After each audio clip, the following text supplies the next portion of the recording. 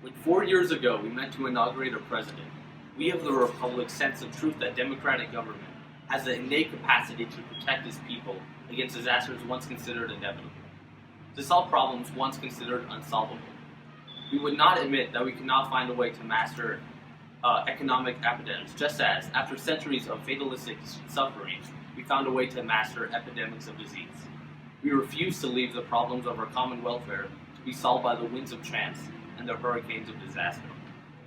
In these last 4 years, we have made the exercise of all power more democratic, for we have begun to bring private autocratic powers into their proper subordinate to the public's government. The legend that they were invincible and beyond the process of democracy has been shattered. They've been challenged and beaten. But here is a challenge to our democracy. In this nation, I see tens of millions of its citizens, a substantial part of its whole population, who at this very moment are denied the greater part of what the very lowest standards of living and the necessities of life are today.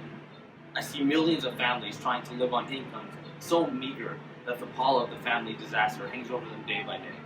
I see millions whose daily lives in the city and on the farm continue under conditions labeled indecent and by a so-called polite society half a century ago. I see millions denied education, recreation, and the opportunity to better their lot and the lot of their children. I see millions lacking the means to buy products at farm and factory, and by their poverty denying work and productiveness to many other millions. I see 1/3 of the nation ill-housed, ill-clad, ill-nourished. We are determined to make every American citizen the subject of his country's interest and concern.